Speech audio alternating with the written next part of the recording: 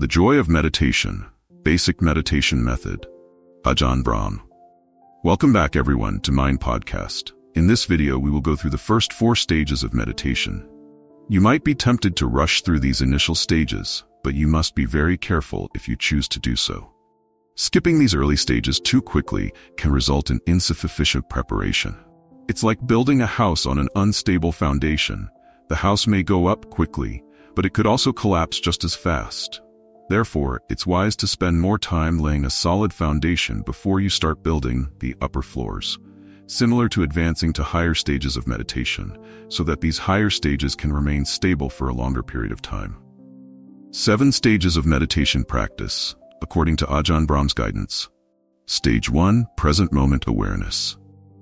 Stage 2, silent present moment awareness. Stage 3, silent present moment awareness of the breath. Stage 4, sustaining complete attention to the breath. Stage 6, experiencing beautiful nimitta.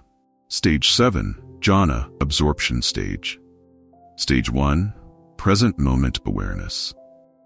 When I teach meditation, I like to start with the simple step of letting go of the baggage of the past and the future.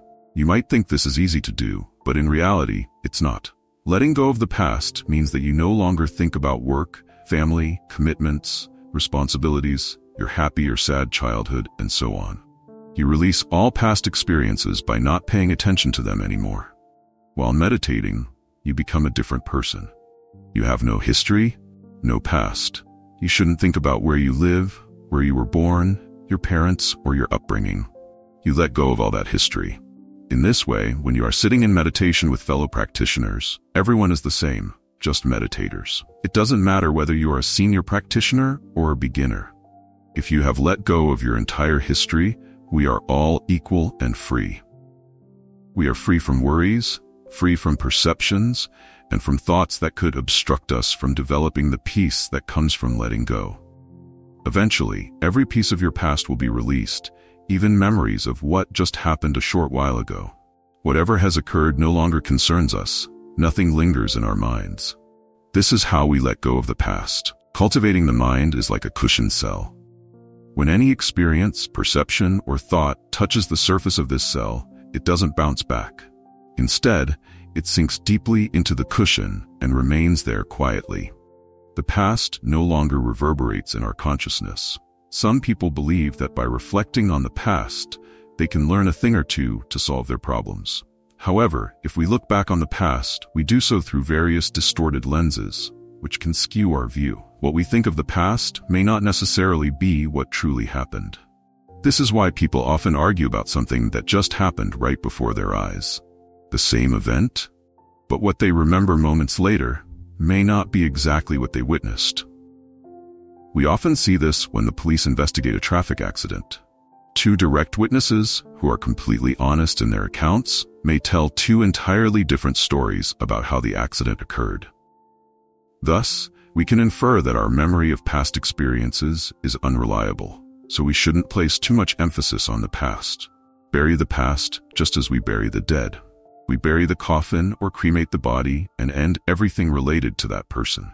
Do not regret the past. Do not cling to the past. Do not get attached to the past. Do not drag along a coffin filled with dead moments. If you are still carrying the past, set down that burden. It no longer truly belongs to you. Once you've let go of the past, you'll be free in the present moment. That's the principle. As for the future, filled with speculations, assumptions, imaginations, fears, calculations, and hopes, let it go as well. The Buddha once taught, "Whatever you think it will be, it will always turn out differently." MN 1:321. For the wise, the future is uncertain, unknown, and unpredictable. Generally, predicting the future is pointless, and in meditation, it's a waste of time. The mind is extraordinary and miraculous.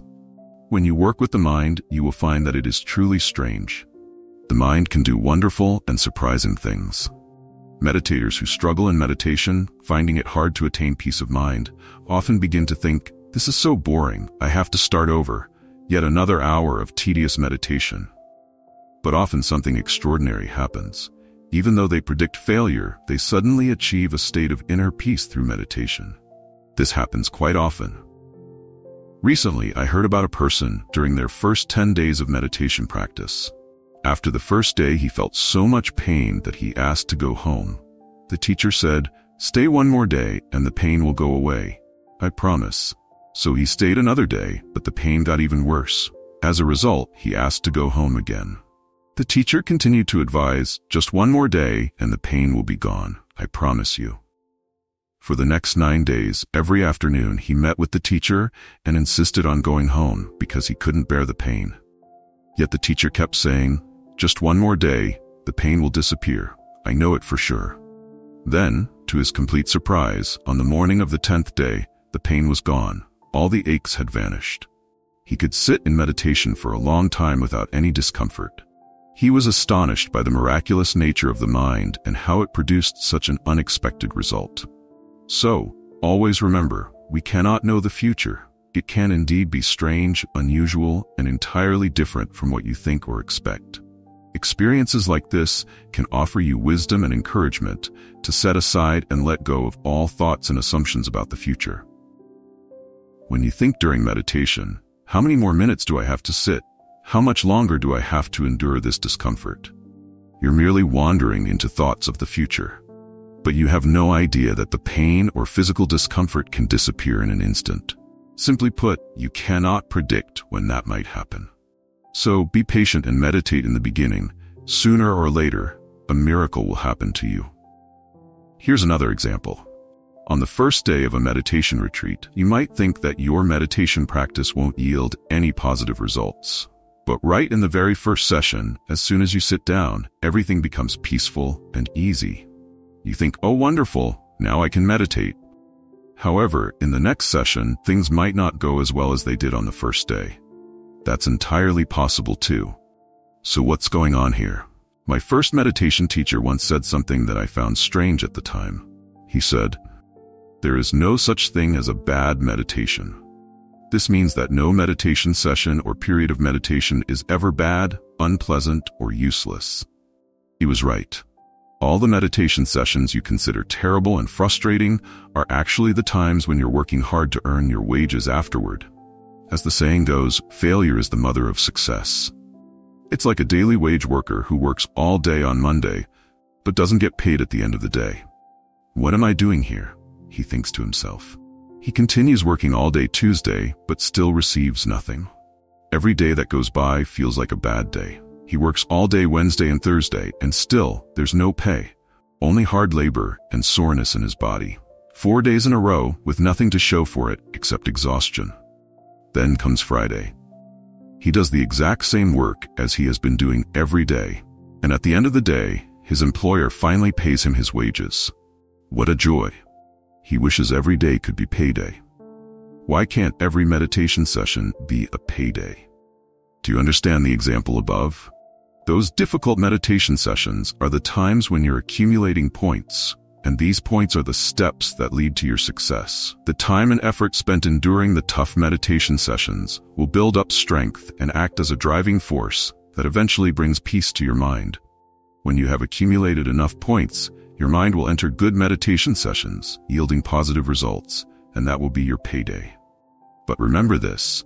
All the success in meditation is built upon those sessions often referred to as bad meditations. You must work, struggle, endure hardships, and experience failure before you can reach success. The past and future are burdens. During a meditation retreat I was teaching, a woman shared during a Q&A session that she was often angry with me, and each time it was for a different reason. In the initial meditation sessions, she found it difficult and exhausting, and she was upset with me for not ringing the bell earlier to end the grueling session. Later, when she experienced the beautiful peace of meditation, she got upset because I rang the bell too soon, cutting short the pleasant experience. Yet, in reality, all the meditation sessions were exactly the same length, precisely 1 hour. When you keep guessing about the future with thoughts like, "How many more minutes until the bell rings?" you are causing yourself unnecessary suffering. Therefore, be cautious and avoid carrying the burden of "how much longer?" or "what should I do next?" If you keep thinking that way, you are no longer focused on what is happening right now. you're just creating more trouble for yourself. Doing so means you are not meditating. At this stage, you should direct your attention to the present moment, to a point where you don't need to know what day it is today or what time it is right now. Morning? Afternoon? Who knows? All you need to know is right now. In this way, you can enter meditative time where you only meditate in the present moment. You don't pay attention to how many minutes have passed or how many minutes are left. You don't even remember what day it is or what day of the week it is. When I was a young monk in Thailand, I truly didn't remember what year it was. It was a wonderful time, living in the realm of timelessness, a realm freer than the outside world where everyone chases after time. In that timeless realm, you experience the present moment, just as the wise have been experiencing the present moment for thousands of years. You've reached the reality of the present reality of the now. The present reality is incredibly magical and extraordinary. When you've let go of all the past and all the future, it's as if you have been reborn. You are here. You are mindful. This is the initial stage of meditation, simply maintaining mindfulness in the present moment. If you can achieve this stage, you have already accomplished something significant. You have set aside the first burden that will always hinder deeper meditation in the future. Therefore, it's essential that you put in effort to ensure that this first step is strong, solid, well-structured, and wholesome. Stage 2, Silent Present Moment Awareness. In the introduction, I briefly summarized the goal of meditation as the silence, stillness, and beautiful clarity of the mind, accompanied by deep wisdom and insight. You have now set aside the first burden that hinders deeper meditation. Now you continue to move toward the true and beautiful silence of the mind. Silence means no internal commentary. When discussing the second stage, it's helpful to differentiate between silent present moment awareness and thinking about it. For example, when you are watching a tennis match on TV, you might notice two different matches happening simultaneously. The match on the screen and the match being described by the commentator. Commentary is often biased. Suppose the American team is playing against the Australian team, and the commentator is Australian, or it's an Australian broadcasting channel. In that case, his commentary will differ somewhat from what is actually happening on the court, and will also be different from how an American commentator on another channel describes it. In this example, watching the match on TV without the commentary, e.g. by muting the sound, is silent awareness. Meanwhile, focusing on the commentary is thinking about it. You should remember that when you observe something with silent awareness, you are closer to the truth and reality than when you observe it along with commentary and opinions. Sometimes we assume that by providing inner commentary, mentally judging and commenting, we understand the world. This is not true. In reality, our internal dialogues know nothing about the world. It is these internal monologues that entangle us in delusion and ignorance, which in turn cause suffering. The internal dialogues are what fuel our anger and hatred toward those we dislike and create harmful attachments to our loved ones. Attachments that may hinder us from the path of renunciation and spiritual liberation. Internal dialogue is the root of all troubles and suffering in life. It creates fear and guilt, anxiety and distress. It builds illusions, just like a skilled actor who makes the audience feel fear or shed tears when watching a performance. Therefore, if you want to find the truth, you should practice and prioritize silent awareness. That is, when meditating, consider it more important than any thought. The more you value your thoughts, the more it will obstruct your silent awareness. Dropping the habit of overvaluing your subjective thoughts and recognizing the greater accuracy of silent awareness will help you open the door to inner silence, which is the stillness within. An effective way to set aside internal commentary and opinions is to practice pure present moment awareness.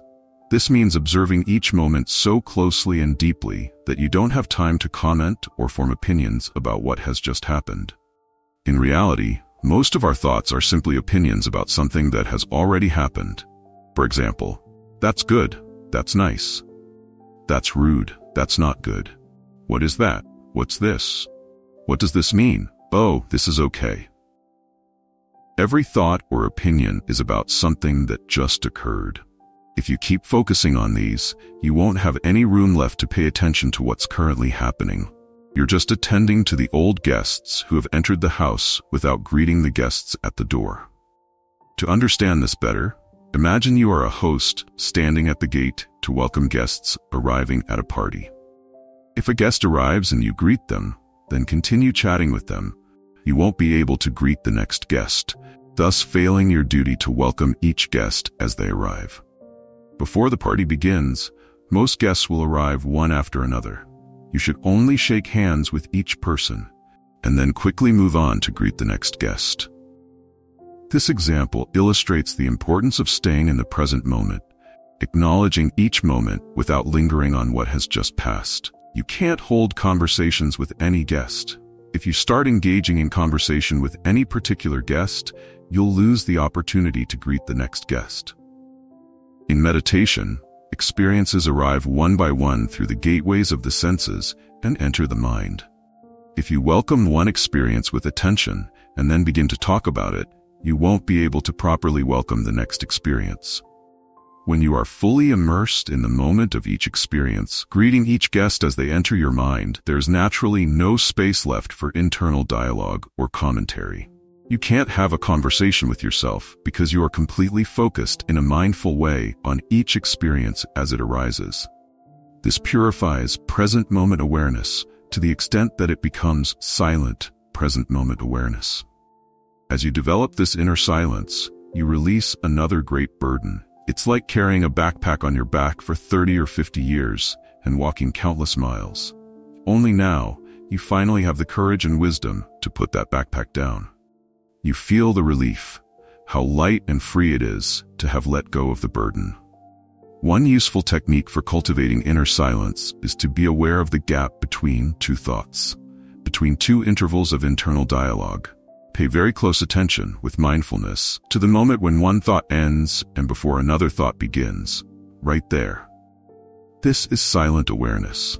It may sometimes be just a fleeting moment, but when you notice the silence passing by, you become more familiar with it. And once you are familiar with it, the silence will last longer. You start to enjoy the silence once you have found it, and that's why it begins to grow. But remember, silence is often shy. If it hears you talking or commenting about it, it will immediately disappear. That's why we say that silence is the absence of speech and commentary about itself. Silence is interesting. Silence is what's truly amazing. It's truly wonderful if each of us could let go of all internal dialogue and dwell in silent awareness long enough to recognize just how interesting and delightful it really is. Silence generates much more wisdom and clarity than thinking ever could. When one realizes this, silence becomes more appealing and important. The mind will lean toward silence, and therefore it will only engage in thinking or thoughts when absolutely necessary, only when there's a good reason to do so. If we realize that most of our thinking is actually useless, that it doesn't take us anywhere and only gives us headaches and confusion, then naturally we'll be happy and willing to spend more time in our inner silence. Thus, this second stage of meditation is silent, present moment awareness. Perhaps we should spend a lot of time practicing just these first two stages, because if we successfully develop stages 1 and 2 to the extent described above, we have already made a very long journey in our meditation practice. In silent present moment awareness, we experience peace, joy, and wisdom as results. Stage 3, silent present moment awareness of the breath. If we want to progress further, we don't apply silent awareness to just anything. Instead, we choose to focus silent awareness on a single object. That single object could be the breath, loving kindness, metta, a mental image like a colored disc known as kasina, or any other object used as the target of mindfulness. In this book, I choose the breath as the object of silent attention, unity, and distraction. Choosing to focus our attention on a single object is a way to eliminate distraction and move towards unity. When the mind begins to unify and maintains focus on a single object, the experiences of peace, joy, and strength increase significantly. Here we discover that distraction, the multiplicity and diversity of perceptions, is a major burden. This is like having 6 phones ringing simultaneously on your desk. You won't be able to accomplish anything until you let go of the variety of different calls and choose to pick up only one phone. That is the solution to avoiding confusion, and that is the relief that brings peace. You should clearly understand. Distraction is a burden.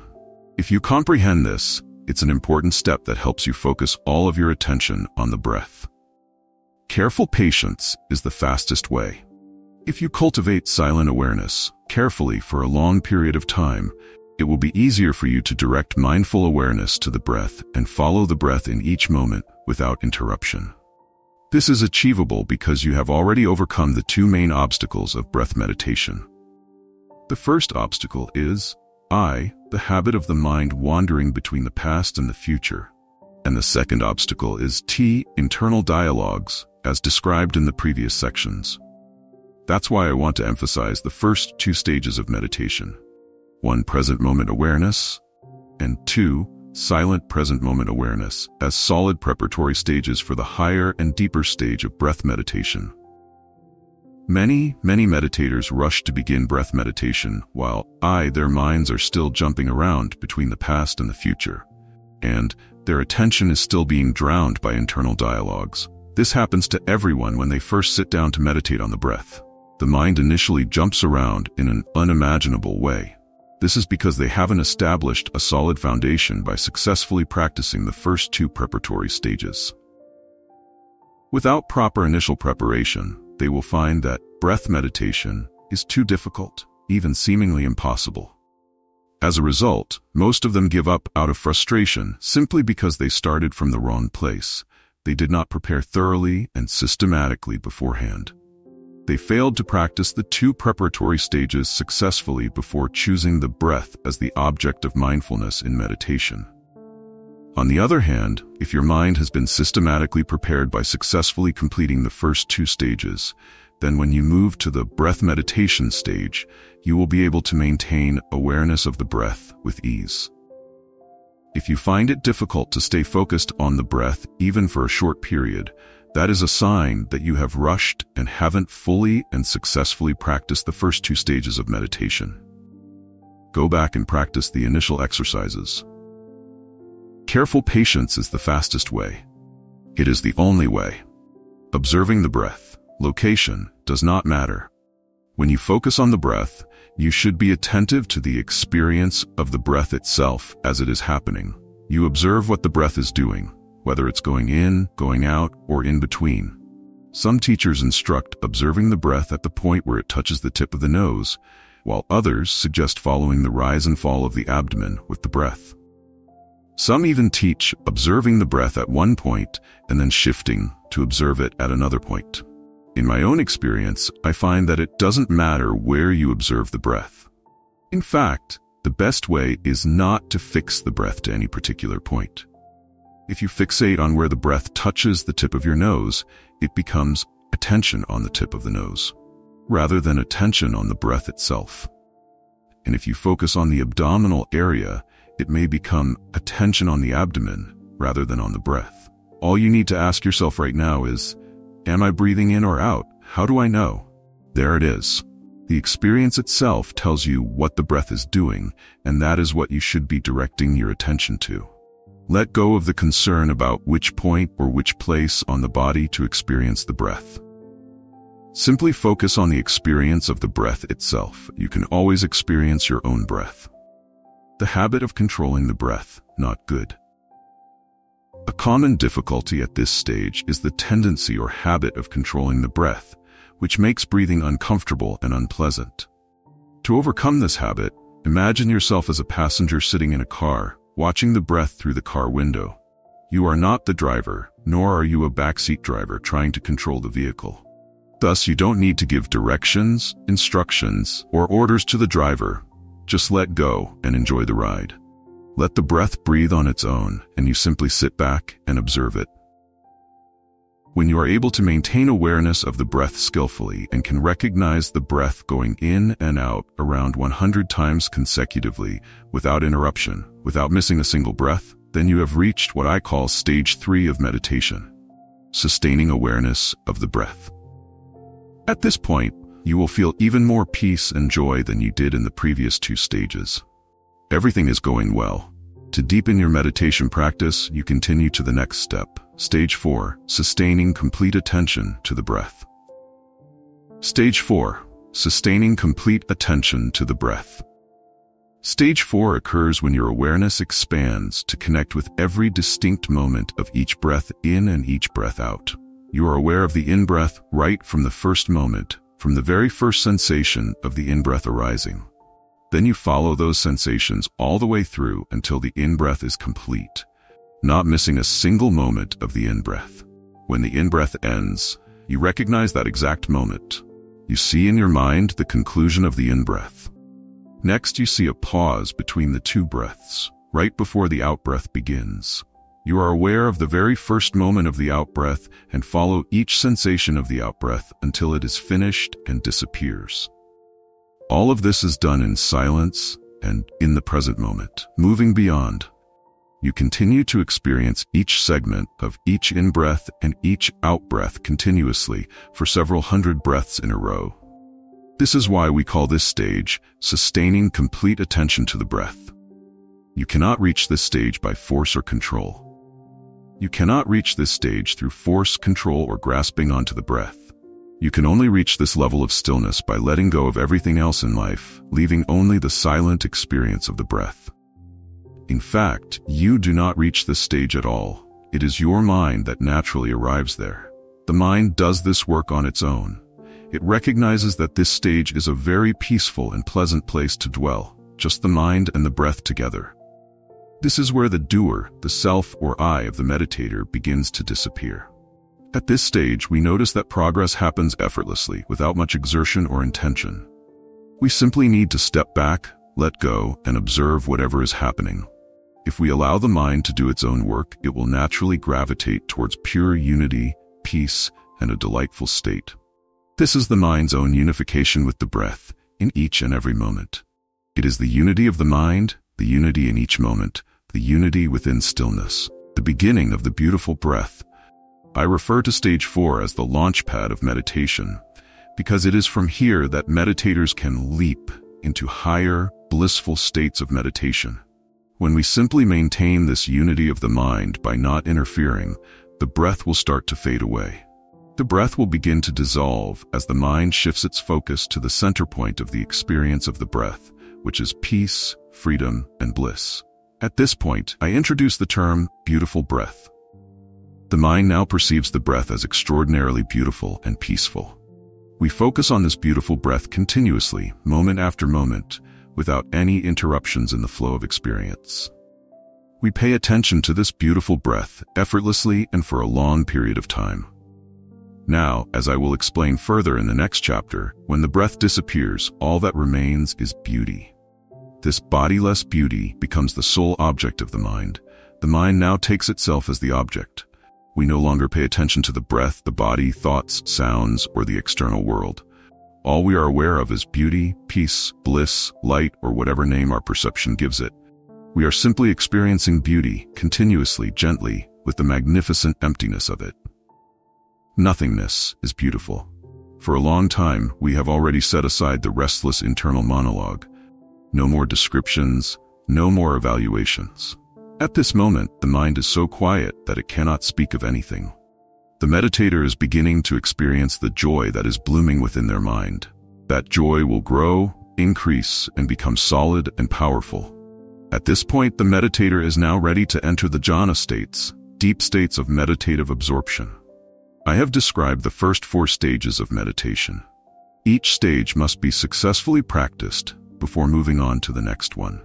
Spend ample time practicing these 4 initial stages, cultivating them until they are strong and stable before advancing to the higher stages. If you invest time and effort in training like this, you will be able to maintain stage 4 with ease, sustaining complete attention to the breath during every moment of the breath, without a single interruption, without missing a single moment for around 200 to 300 breaths in and out. I'm not suggesting that you should count each breath precisely. This is just a guideline, and you can estimate the amount of time it takes for 200 to 300 breaths. At this stage, if you can sustain continuous and complete attention on the breath for an extended period, your level of success will be solid and well prepared for transitioning into higher, deeper stages of meditation. As I have mentioned before, careful patience is the fastest way to success in meditation. Higher stages of meditation. In this section, we will explore the 3 higher stages of meditation, which include Stage 5, sustaining complete attention to the beautiful breath. Stage 6, experiencing the beautiful nimitta. Stage 7, the jhana states, absorption states. Each of these higher stages builds upon the previous ones, leading the meditator into profound states of peace, clarity, and inner bliss. Stage 5, sustaining complete attention to the beautiful breath. Typically, this stage flows naturally and seamlessly from Stage 4.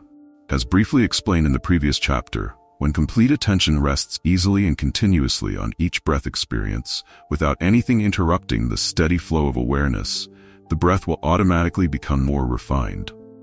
It transforms from the ordinary, coarse breath into a very gentle and peaceful, beautiful breath. The mind recognizes this beautiful breath and takes pleasure in it. It feels a deep sense of contentment. The mind is happy simply observing this beautiful breath without needing to be pushed. It happens naturally. Doing nothing at this stage, you don't do anything at all. If you try to do something, you will ruin the entire process. The beauty will vanish. If you intervene, the beautiful breath will disappear, so you must step back. From this stage onward, the doer, or the meditator, must disappear. You only remain as the knower, simply a passive and impartial observer. The only useful and necessary trick at this stage is to occasionally break the internal silence for just a brief moment and gently say to yourself, "Calm." That's all. At this stage of meditation, the mind is so sensitive that even the smallest action will cause it to follow that action, just as a shadow follows its form. The breath quiets down, and the beautiful breath emerges. As we passively observe the beautiful breath in each moment, the awareness of the in and out, the beginning, middle, or end of a breath must also disappear. All that remains is the experience of the beautiful breath as it unfolds. The mind no longer pays attention to what segment of the breath it's in, beginning, middle, or end, nor to where the breath is felt in the body.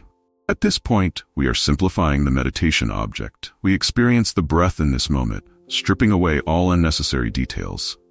We go beyond the distinctions of in and out, and we are simply mindful of a beautiful, smooth, continuous, unchanging breath. Do absolutely nothing. Just observe how peaceful, beautiful, and timeless the breath is. Watch how you leave it alone and let it be still. Take time to savor the sweet serenity of the beautiful breath, quieter, sweeter, more than ever before. All that's left is beauty. When the breath disappears, only the sign of beauty remains. This is not because we want it to happen, but because there is sufficient stillness. A passage from English literature might help clarify what it's like to experience when the breath disappears. In Alice in Wonderland by Lewis Carroll, there's a scene where Alice sees a cat named Cheshire sitting on a branch nearby, grinning from ear to ear. But the cat keeps disappearing and reappearing so quickly that Alice can't keep track. Alice says to it something along the lines of, "I don't want to see you appearing and disappearing suddenly, like some restless creature." The cat replies, "All right." And this time it withdraws slowly, starting with its tail and finally ending with its face and grinning mouth. The last thing to disappear is its grin. Alice remarks that, until now, she had only seen a cat without a grin. Now, she sees only a grin without a cat. Strangely enough, this story is an exact metaphor for the meditation experience described above. Just as the Cheshire cat disappears, leaving behind only its grin, the meditator's body and breath also disappear, leaving only the presence of beauty. For Alice, it was one of the most curious things she had ever seen. For the meditator, it is similarly strange to experience only the beauty drifting lightly with nothing else, not even a breath. This beauty, or more accurately the sign of beauty, is the next stage along the meditative path. This sign is called nimitta in Pali. Hence the next stage, stage 6, is called experiencing the beautiful sign or the beautiful nimitta. Stage 6, experiencing the beautiful nimitta. Stage 6 is reached when the meditator has completely let go of the body, thoughts, and the five senses, including awareness of the breath, leaving only a beautiful sign in the mind known as nimitta. This pure object within the mind is a real phenomenon in the realm of the mind, citta, and when it first appears, it is truly strange to the meditator. Naturally, the meditator has never experienced anything like this before, so it cannot be easily defined. However, one function of the mind is recognition. This recognition tries to search through the memory bank of our past experiences to find something similar or comparable to this sign, so that it can use that similarity to describe the nimitta.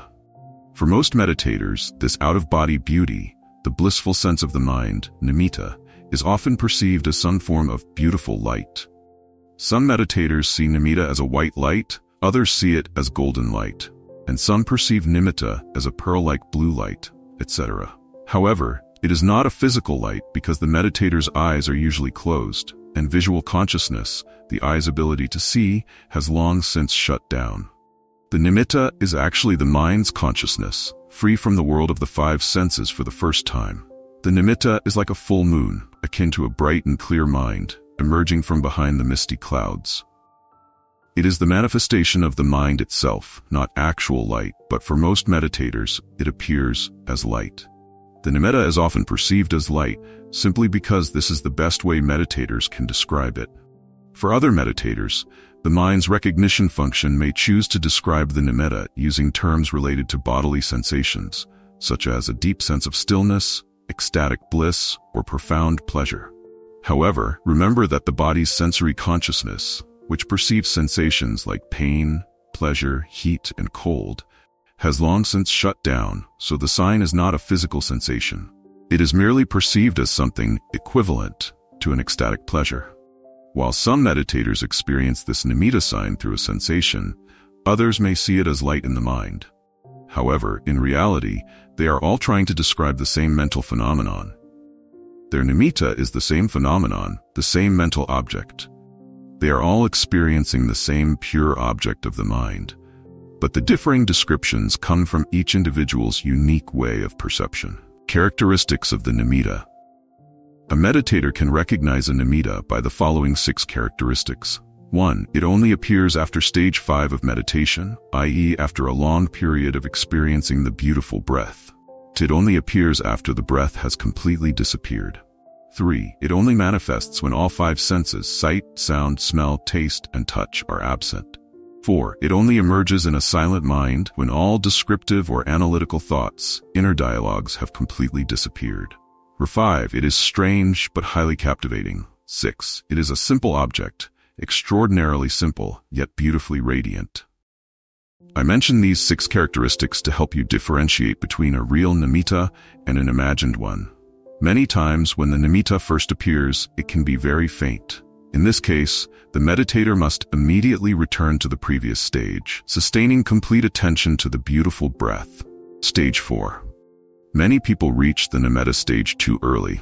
At that point, the nimitta is clear, but not stable. It flickers like a lighthouse beacon and then disappears altogether. This happens because the meditator has prematurely left the stage of sustaining complete attention to the beautiful breath, stage 5.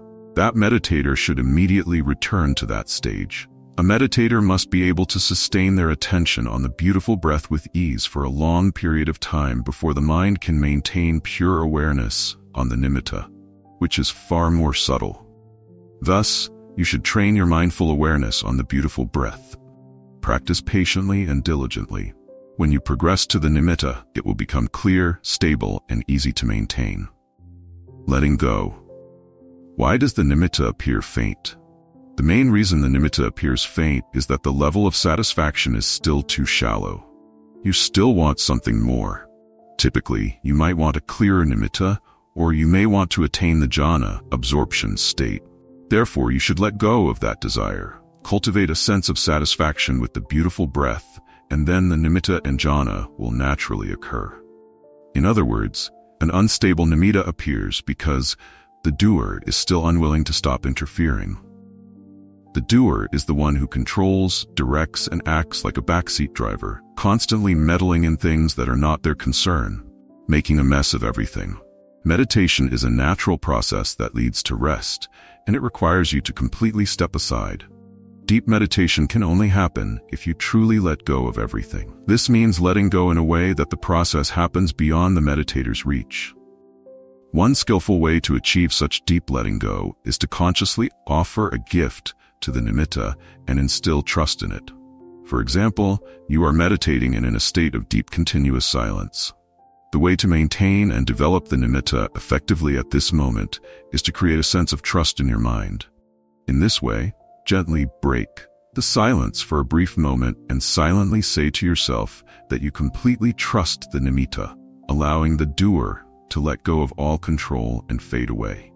The mind, reflected by the nimitta you are witnessing, will carry on the process smoothly while you sit back and observe. You don't need to do anything else here, because the strong beauty of the nimitta is more than enough to hold your attention without you needing to assist or intervene. Be cautious at this point. Never start asking questions like, "What is this? Is this the jhana state? What should I do next?"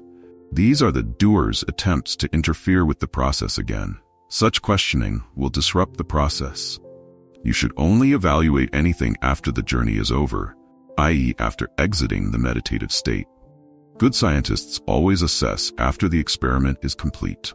Only then do they have enough data to evaluate or to continue investigating. The meditator does not need to pay attention to the shape or edges of the nimitta. Is it round or oval? Are its edges clear or blurry? All such questioning is futile. It only leads to internal distinctions and external comparisons, causing more confusion.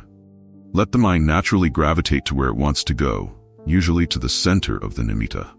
The center is where the most beautiful aspects reside, where the light is clearest and purest.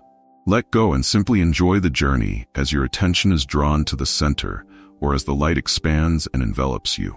Allow the mind to merge with the joy and happiness of that moment. And then, let stage 7 of the meditative path unfold, entering the jhana state. Stage 7, jhana, the meditative absorption state. There are two main obstacles at the threshold of entering the jhana state: excitement and fear. When joy and excitement arise, the mind becomes overly stimulated. Oh, this is it. If the mind thinks like this, jhana will not happen. That "oh" of excitement needs to be suppressed in order to create the absolute passivity required of the meditator. You must set aside all internal exclamations, set aside all excitement and elation. Only then can you naturally enter the jhana state in accordance with the meditative process. Only after you have attained the jhana, dwelled in the jhana, and exited the jhana, only then can you freely celebrate and rejoice. This joy, will be a prominent factor in the state of mind following the attainment of the first jhana. A more common obstacle, however, is fear. Fear arises from the recognition of the immense power and bliss of the jhana state, or fear emerges when one realizes that upon completely entering the jhana, something will be left behind. You. That is, the self, the doer. The doer is silent before entering the jhana, but even in silence, the doer is still present. However, within the jhana state, the doer completely disappears. Only the knower remains. At this point, the meditator is fully aware, but all forms of control are beyond reach. The meditator cannot even produce a single thought, nor make any decisions. The willpower has been frozen, and this can be frightening for new meditators who have never experienced a state where they lose all control, yet are more fully awake than ever before. Losing control, losing the ability to direct, losing the doer, but still fully aware, fully conscious, still having the knower. The fear arises from the loss of a part of one's identity, a piece of the self. This fear can be countered through faith in the Buddha's teachings and by recognizing the enticing joy that lies before you. The Buddha often taught that joy of the jhana is not to be feared, but should be pursued, developed, and practiced frequently. According to the Latka Kopama Sutta, MN 6621. So, before the fear arises, place your complete trust in the joy, trust in the Buddha's teachings, and trust in the noble disciples of the past who practiced according to the Buddha's words and attained liberation. Trust in the Buddha's Dharma and allow the jhana state to envelop you in a gentle, transcendent, selfless, and blissful experience. This will be the deepest state of your life. Be brave and let go completely of all control, even for just a moment, and allow yourself to expound meditative absorption for yourself. Characteristics of the jhana states. A jhana state lasts for an extended period. If it only lasts for a few minutes, it does not qualify as a true meditative absorption state. The higher jhana states can often last for many hours. Once in a jhana state, the meditator no longer has a choice in the matter. One only exits the jhana when the mind is ready to leave, when the energy gained from letting go has been fully expended within that state. Each jhana is a state of stillness and satisfaction of the mind, so its very nature is to endure for a long time. Another characteristic of jhana is that it only occurs after the nimitta has been distinctly perceived, as previously explained. Moreover, meditators should know that during the jhana state, there is no longer any awareness of the body, e.g., no sensation of pain, no hearing of external sounds, no creation of thoughts, not even good thoughts. Only a clear, distinct awareness remains, an uninterrupted experience of a non-dual nature that continues for a prolonged period. This is not a state of unconsciousness, but rather a heightened state of awareness. The great debate between insight meditation and concentration meditation. Buddhist schools often discuss two forms of meditation: vipassana, insight meditation, and samatha, concentration meditation. In reality, these two forms are inseparable aspects of the same meditative process.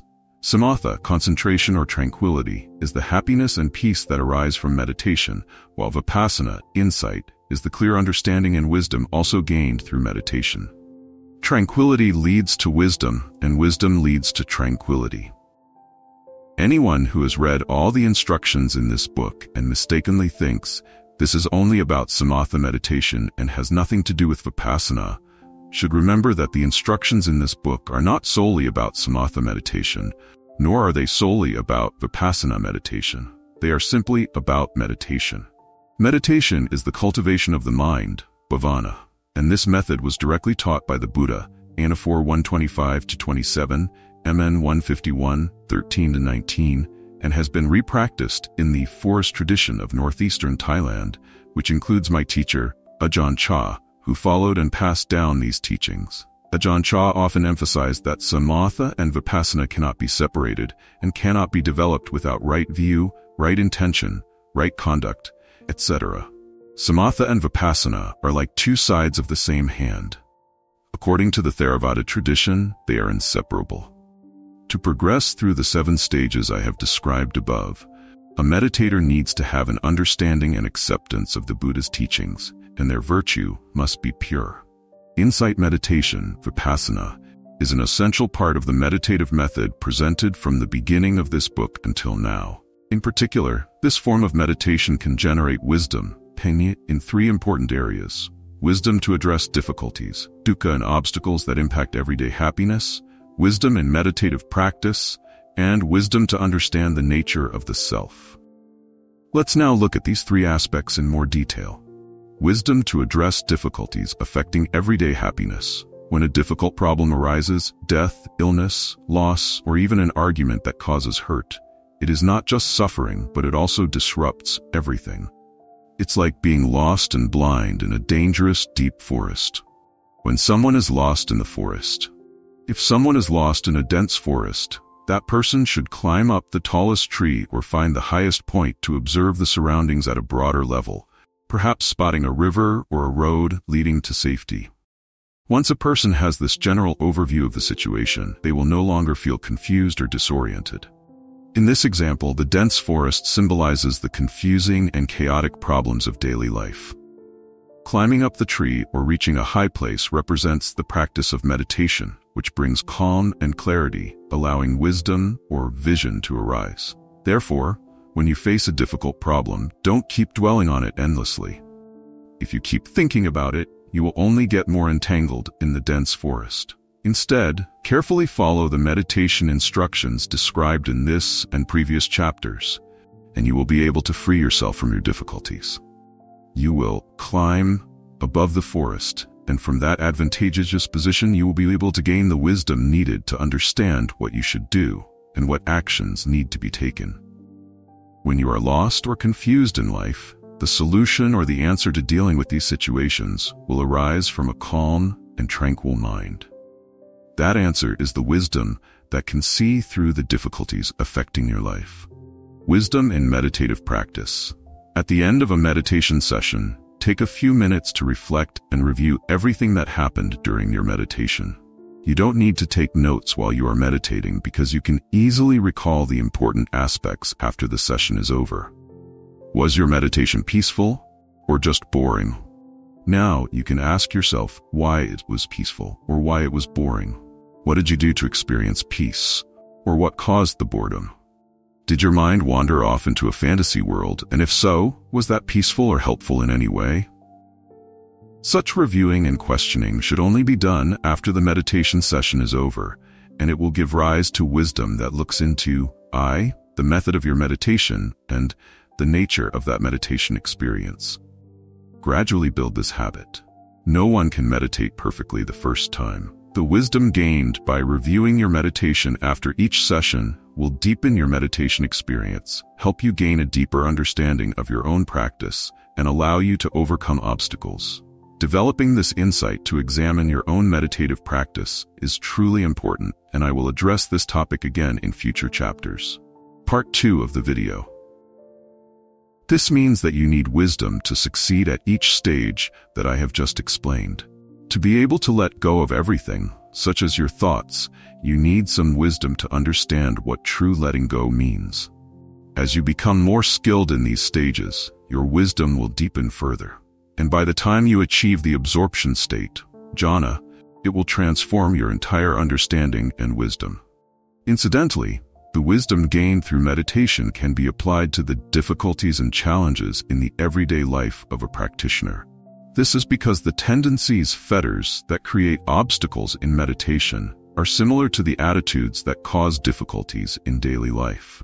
Meditation is like exercise, but instead of training physical muscles, you're training the muscles of the mind to develop calmness and wisdom.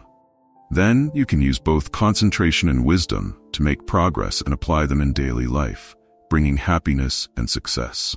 Wisdom to understand the nature of yourself. The deepest and most elusive understanding is the wisdom that looks inward to understand what the true nature of the self is. This wisdom cannot be gained through belief or thought alone, but only through meditation, by cultivating absolute stillness, clearing the mind, and gaining insight into the mind itself. The Buddha compared our mind to a full moon obscured by clouds. The clouds symbolize the five senses and thoughts. In deep meditation, the five senses disappear, revealing the pure, radiant mind. In the jhana state, you can actually observe the pure mind. To know the secrets within the mind, you must continue observing it in the stillness of the jhana state for a long period when no thoughts are present. An analogy describes a lotus flower with 1,000 petals, which folds up at night and blooms in the morning. When the first warm rays of dawn light hit the outer petals, they open up, allowing the sunlight to reach the next layer of petals. This layer then opens, allowing the sunlight to penetrate the layer below it, and so on. However, if a dark cloud suddenly appears and blocks the sunlight, the lotus flower automatically closes up all its petals. It takes continuous and prolonged sunlight for the lotus flower to fully open its innermost petals, revealing its hidden secrets. In this analogy, the lotus flower represents the mind. The warmth of the sun represents silent attention, and the dark cloud symbolizes thoughts, ideas, mental agitations that disrupt the stillness. I will elaborate more on this analogy later, but for now I just want to say that the inner secrets are far beyond your imagination. Some meditators stop at a certain inner layer, like the middle layer, and mistakenly think, "This is it, this is the secret." At that moment, the stillness is interrupted, and the lotus flower immediately closes up all its petals in the blink of an eye. This is a false enlightenment. It is not there yet. The stillness concentration of the mind is extremely sensitive. If you think, speak, conceptualize, name it, or interfere with it, it immediately vanishes. Concentration drops instantly.